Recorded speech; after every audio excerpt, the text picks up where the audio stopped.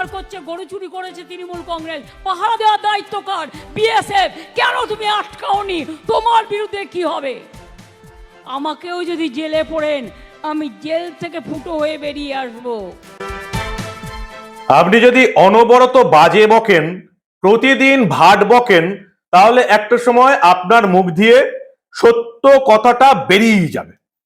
যেমন আজকে মমতা বন্দ্যোপাধ্যায়ের মুখ দিয়ে সত্য ঘটনাটা বেরিয়ে গেল এবং তিনি প্রকাশ্যে সরকারি সভামঞ্চে গোটা বাংলার মানুষের কাছে স্বীকার করে নিলেন যে তৃণমূলই গরু চুরি করেছে। এবং সেই সঙ্গে এই যে ঝাড়খণ্ডের মুখ্যমন্ত্রী হেমন্ত সোরেনকে জমি দুর্নীতি কাণ্ডে জড়িত থাকার অভিযোগে ইডি গ্রেপ্তার করেছে, মমতা বন্দ্যোপাধ্যায় ভয় পেয়ে গেছেন তাকে যদি গ্রেপ্তার করে জেলে পাঠায় তাহলে কি হবে। মমতা বন্দ্যোপাধ্যায়কে জেলে পাঠালে তিনি কি করবেন সেটাও তিনি আজকে বলে দিয়েছেন। শোনাবো সবটা। এই গুরুত্বপূর্ণ এবং মজাদার প্রতিবেদন শেষ অবধি দেখুন। আমি মানব, দ্য নিউজ বাংলায় আপনাদের স্বাগত জানাচ্ছি। প্রতিদিন কেউ যদি বাজে বকে, অনবরত কেউ যদি ভাট বকে, আর বাংলার মানুষ সেটা প্রতিদিন সহ্য করেও যাচ্ছে, কিন্তু এই বাজে বকতে বকতে আর ভাট বকতে বকতে মানুষ একসময় স্বীকার করেই নেয় যে তাদের চুরি দুর্নীতির কথা। যেমন মমতা বন্দ্যোপাধ্যায় আজকে স্বীকার করে নিলেন যে তৃণমূল গরু চুরিতে, গরু পাচারে যুক্ত আছে। বিশ্বাস হচ্ছে না তো? আমারও বিশ্বাস হয়নি যে রাজ্যের মুখ্যমন্ত্রী এরকম প্রকাশ্য সভামঞ্চে, সরকারি মঞ্চে গোটা বাংলার মানুষের সামনে স্বীকার করে নেবেন যে তৃণমূল গরু পাচার করেছে, তৃণমূল গরু চুরি করেছে। বিশ্বাস হচ্ছে না? আমারও হয়নি। শুনুন রাজ্যের মুখ্যমন্ত্রী মমতা বন্দ্যোপাধ্যায় সরকারি সভায় প্রকাশ্যে এই বাংলার মানুষকে ঠিক কি বলতে চাইলেন। চিৎকার করছে গরু চুরি করেছে তৃণমূল কংগ্রেস, পাহারা দেওয়ার দায়িত্ব কার? বিএসএফ। কেন তুমি আটকাওনি? তোমার বিরুদ্ধে কি হবে? তুমি উত্তরপ্রদেশ থেকে গরু পাঠাবে, তুমি রাজস্থান থেকে বাংলার হাটের মধ্যে বুড়ুক পাঠাবে, তুমি বিহার থেকে পাঠাবে, তুমি মধ্যপ্রদেশ থেকে পাঠাবে, আর দোষ হবে আমাদের।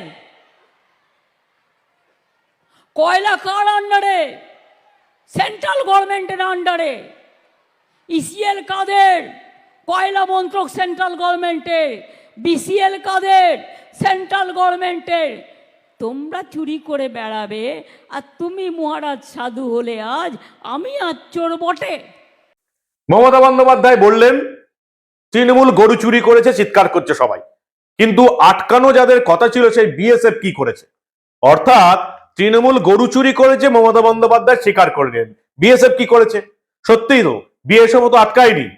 বিএসএফ এর বড় বড় দু তিনজন কর্তা ইতিমধ্যেই তারা কেন্দ্রীয় গোয়েন্দা সংস্থাদের হেফাজতে আছেন, কেউ কেউ জেল হেফাজতে আছেন, সেটা আপনারা জানেন। এই তোলামূলের নেতা মন্ত্রী যারা গরু পাচারে যুক্ত, অনুব্রত মণ্ডল বীরভূমের তৃণমূল জেলার সভাপতি, তিনি এখন তিহার জেলে বন্দী, গরু পাচারে যুক্ত। এবং তৃণমূল নেতাদের এই গরু পাচারে যে সমস্ত বিএসএফ এর অফিসার সাহায্য করেছে তারাও এখন জেলে আছে। কেন্দ্রীয় সরকারের গোয়েন্দা আধিকারিকরা তাদেরকেও কিন্তু ছাড়েনি, সে কথাটা আপনারা জানেন। এবং মমতা বন্দ্যোপাধ্যায় আজকে গোটা বাংলার মানুষকে জানিয়ে দিলেন তৃণমূল গরু পাচার করেছে, কেন বিএসএফ আটকায়নি।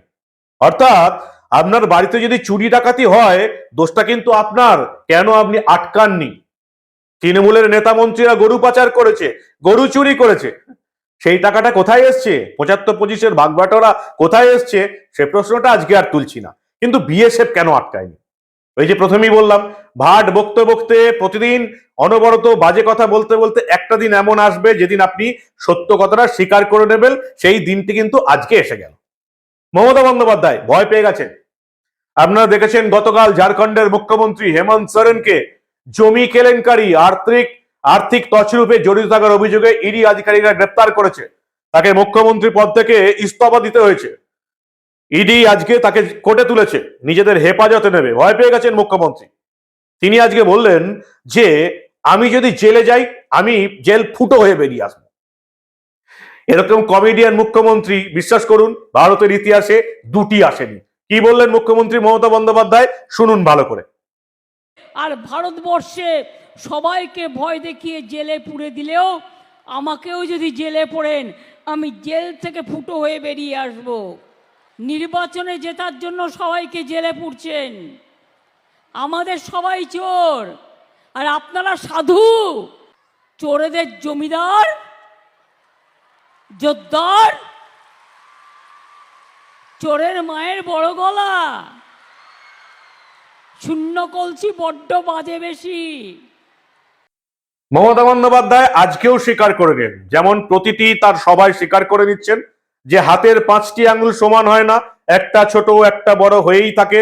তিনি বলেই দিচ্ছেন তৃণমূলে চোর আছে, তৃণমূলে দুর্নীতিবাজ আছে। মমতা বন্দ্যোপাধ্যায় স্বীকার করে দিচ্ছেন। তবে তারপরেও সামান্য কয়েকজন চোর ডাকাত আছে বলে বাকি সব তৃণমূলটাকে বাঁচাবার চেষ্টা করছেন। কিন্তু বাংলার মানুষ আসল ঘটনাটা জানে, অ্যাকচুয়ালি গোটা তৃণমূলটাই চোর।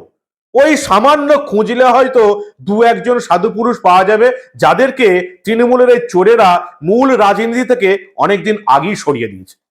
মমতা বন্দ্যোপাধ্যায় প্রতিদিন উদাহরণ দিতে চাইছেন হাতের 5টা আঙুলের, যাতে করে কিছু তৃণমূল চোর এবং বাকি তৃণমূলটাকে সৎ মনে করার চেষ্টা করে এই বাংলার মানুষ। কি বললেন মমতা বন্দ্যোপাধ্যায় আজকেও একই কথা, শুনুন। আমি কোনো মাইনে টাইনে নিই না, আর আমাদের ছেলেমেয়েরা চোর নয়। হাতের 5টা আঙুল একটা ছোট হয়, একটা মোটা হয়, মধ্য আঙুলটা বড় হয়। মনে রাখবেন, এত বড় সরকার, এত বড় দল, সিপিএমেরও কিছু লোক ঢুকেছিল আমাদের সাথে, কংগ্রেসেরও। একজন দুজন যদি চোর হয় তাদের তাড়িয়ে দিন, তাদের বিরুদ্ধে ব্যবস্থা নিন, কিন্তু তৃণমূল কংগ্রেসকে চোর বলবেন না, মামাটি মানুষের সরকারকে চোর বলবেন না।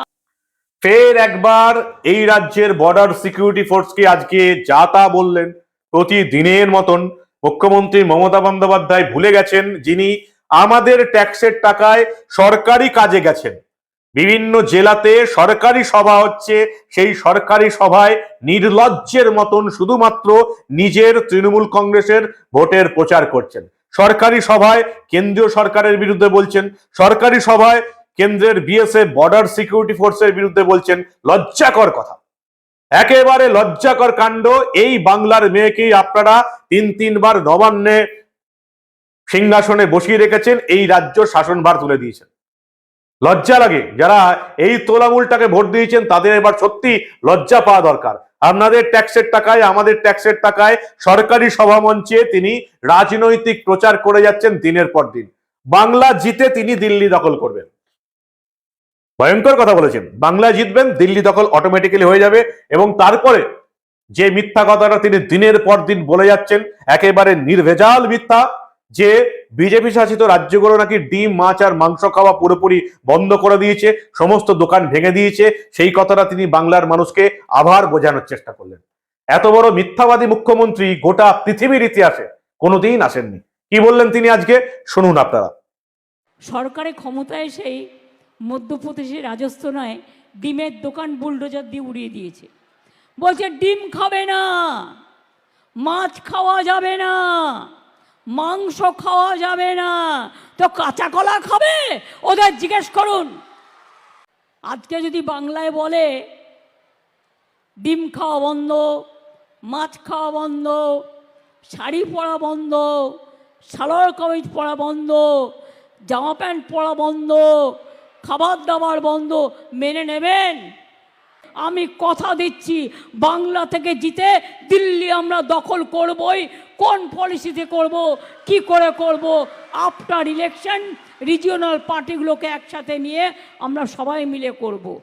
আমাকে জেলে পুরলেও ফুটো করে বেরিয়ে আসবো। অর্থাৎ মমতা বন্দ্যোপাধ্যায়কেও জেলে পোড়ার কারণ তাহলে আছে। নিজে যখন স্বীকার করছেন আমাকে জেলে পুরলেও ফুটো করে বেরিয়ে আসবো, তার মানে এটা জানতে হবে যে মমতা বন্দ্যোপাধ্যায়কেও জেলে পোড়ার কোনো কারণ নিশ্চয়ই আছে। তবে তো তিনি আশঙ্কা করছেন যে তাকেও জেলে পোড়া হতে পারে, তাই নয় কি? মমতা বন্দ্যোপাধ্যায় এরকম কমেডিয়ান মুখ্যমন্ত্রী পৃথিবীর ইতিহাসে দুটো আসেনি, যিনি সরকারি সভায় কেন্দ্রীয় সরকারকে বিষাদাগার করতে পারেন, রাজনৈতিক প্রচার করতে পারেন, দেশের বর্ডার সিকিউরিটি ফোর্সকে যা ইচ্ছা তাই বলে তিনি গালাগাল দিতে পারেন। আর তারপরেও তিনি জানেন যে এই বাংলার ভাতা লোভী, অনুদান লোভী মানুষজন তাকেই ভোট দিয়ে এই রাজ্যের শাসনভার তার হাতেই দিয়ে রাখবে। যাদের একটা পঞ্চায়েত কেন, একটা পাড়ার বড় ক্লাব চালানোর যোগ্যতা নেই, সেই মহিলার হাতে আপনারা একটা গোটা রাজ্যের শাসনভার দিয়ে রেখে দিয়েছেন, আর তিনি প্রতিদিন কমেডিয়ানের মতন আপনাদের এন্টারটেইন করছেন। জেলে পুরলে তিনি ফুটো হয়ে বেরিয়ে আসবেন। তো তার ফুটো হওয়া থেকে বেরিয়ে আসতে আপনারা অপেক্ষা করুন আর দেখতে থাকুন দা নিউজ বাংলা, কারণ আমরা কোনো ঘটনায় চেপে রাখতে দেব না।